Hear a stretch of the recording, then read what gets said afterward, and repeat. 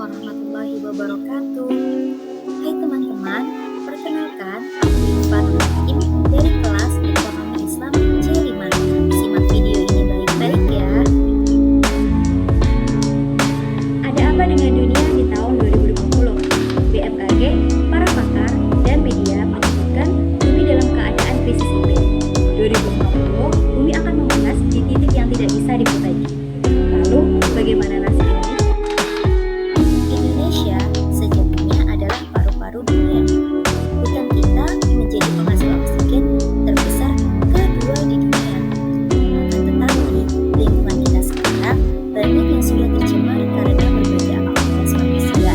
Salah satunya kegiatan ekonomi yang berdampak pada lingkungan dan sosial. Lalu, upaya apa yang bisa kita lakukan? Perlu teman-teman ketahui, sistem ekonomi yang kita gunakan sekarang bisa dikatakan belum menjawab solusi atas dampak negatif yang besar dan signifikan dalam konteks sosial dan lingkungan. Hal ini tidak hanya disebabkan oleh gas rumah kaca dan pemanasan global, namun juga karena ekstraksi sumber daya alam seperti air, tanah, dan hutan. Sekarang ada yang namanya green economy atau ekonomi hijau. Green economy sendiri dapat didefinisikan sebagai sebuah visi alternatif untuk pertumbuhan dan pembangunan demi menghasilkan perbaikan dalam kehidupan masyarakat dengan cara yang konsisten terhadap pembangunan berkelanjutan.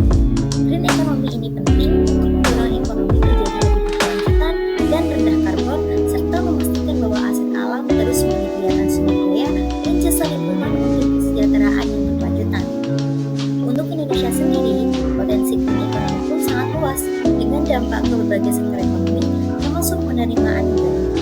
Hal ini tidak terlepas dari besarnya kebutuhan akan faktor-faktor pendukung berjalannya green economy untuk menerapkan pembangunan yang tidak mengabaikan kelestarian lingkungan.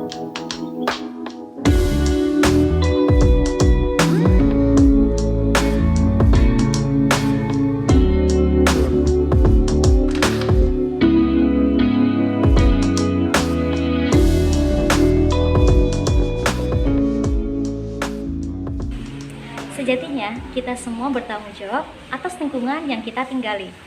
Salah satu upaya yang bisa kita lakukan adalah menerapkan green lifestyle atau gaya hidup hijau. Green lifestyle merupakan salah satu bentuk gaya hidup menjadi lebih eco-friendly atau ramah lingkungan, sehingga menjadi lebih sadar terhadap lingkungan sekitar dengan cara mengubah gaya hidup yang dapat mengurangi tingkat emisi dan volume sampah yang dibuang. Konsep gaya hidup ramah lingkungan ini bukan berarti mengkriminalkan barang-barang plastik yang sekali pakai dan sejenisnya, tetapi lebih kepada pengendalian diri untuk tidak menjadi konsumtif dan bertanggung jawab dengan lingkungan.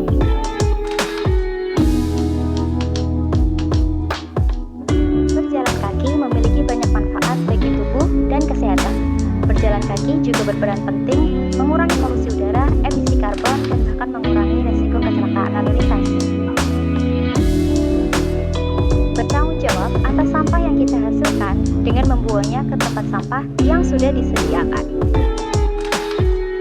Penggunaan wadah dan tas belanja akan lebih menghemat penggunaan plastik dan efisiensi untuk penyimpanan sayur dan bahan